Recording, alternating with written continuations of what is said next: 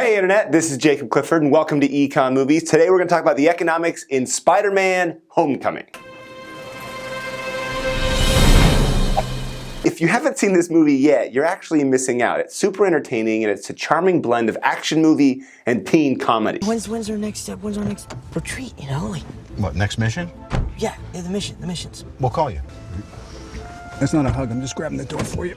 We're not there yet. By the way, spoilers. The film itself is actually similar to the field of microeconomics. The movie is a small-scale character study of a single person, and microeconomics is a small-scale character study of individual entities in the economy, like markets and businesses. Think about it, he's your friendly neighborhood Spider-Man. While other superheroes are saving the planet or the universe, Spider-Man deals with small-scale, street-level issues, and that's microeconomics. That is literally the coolest sentence anyone has ever said. Even the bad guy's origin story is just microeconomics. He's not a gigantic alien or a robotic supervillain, he's just a blue-collar contractor that loses his business because of bureaucratic red tape. I have a city contract to salvage all this, okay, with the city. I apologize, Mr. Toombs, but all salvage operations are now under our jurisdiction. So what does he do? He jumps into a different, more profitable market manufacturing weapons, and that's just microeconomics. Business is good. Now let's go back to Peter Parker. Now the entire plot of the movie revolves around his desire to get out of high school and officially work for Tony Stark as an Avenger. What he wants is what a lot of young adults want, to skip the whole education and school and training part and go straight to working his dream job. I'm just, feel like I could be doing more. You know, I'm just curious when the next real mission's gonna be. So really, this movie is just about Peter Parker trying to enter the labor market. You want to be a high school dropout? I am so far beyond high school right now. Parker, my office. Economists see work as a trade-off between labor and leisure. When you get a job, you're actually trading your life for money. And it sounds sad, but it's true. And the movie shows Peter dealing with this trade-off over and over again. Is there no way you could take one weekend off? I can't go to Washington because if Mr. Stark needs me, then I have to make sure that I'm here. He already quit marching band and robotics lab.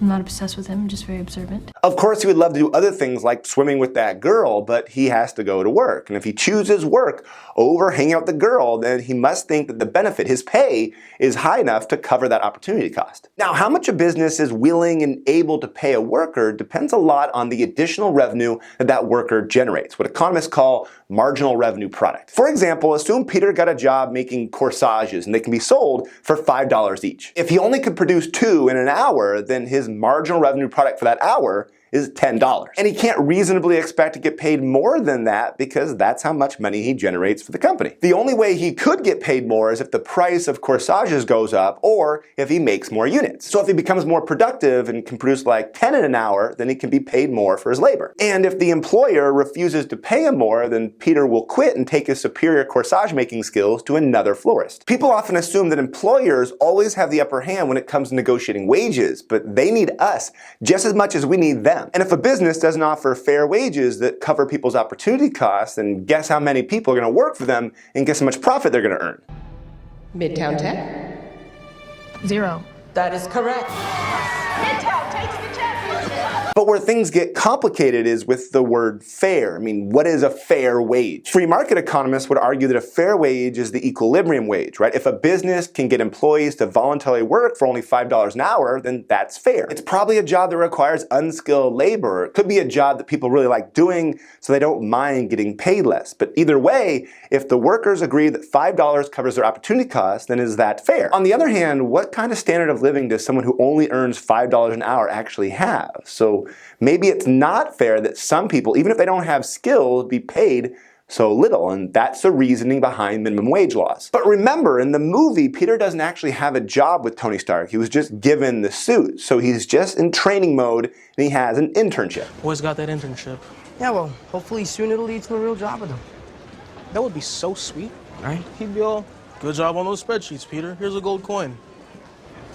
I don't know how jobs work. In the US, there's an ongoing debate whether unpaid internships are exploitative, and many states, including New York, have strict guidelines for interns. This is because the ultimate goal for any on-the-job training should be to increase the worker's productivity, not for the business to get free labor. So if you're thinking about getting an internship, make sure that you walk away with some skills that'll make you a more valuable employee. And of course, economists would give that same advice when it comes to going to college or picking a major. I mean, if you're gonna spend all that time and money in school, then you need to walk away with some skills that other people don't have.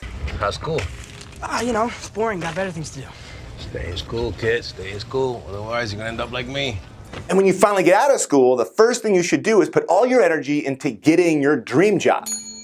That is false. What did I tell you about using the bell for comedic purposes? Advice that you might have heard about getting your dream job, like make sure you have a career and something that you would do for free, seems inspiring, but economists are the first to point out that there's going to be a trade-off. Yes, having a super rewarding job would likely make you happy, but chances are other people would also want that job, which would mean you probably won't get paid very much, which will make you unhappy. Now, I'm not saying that you should give up on your dream job. Some dream jobs do exist, but you usually don't start your career with them. Don't get discouraged when you have to start small. Man, I don't need training wheels.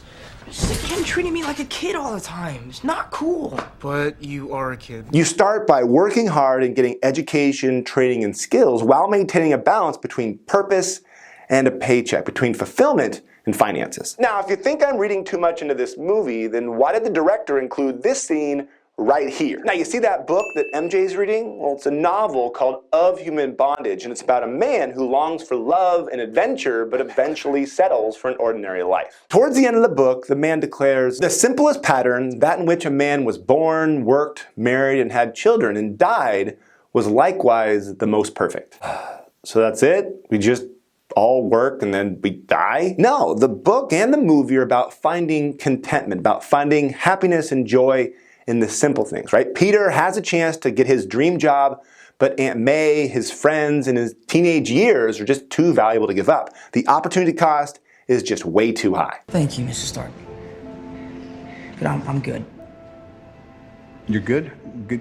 How are you good? But I'd rather just stay on the ground for a little while.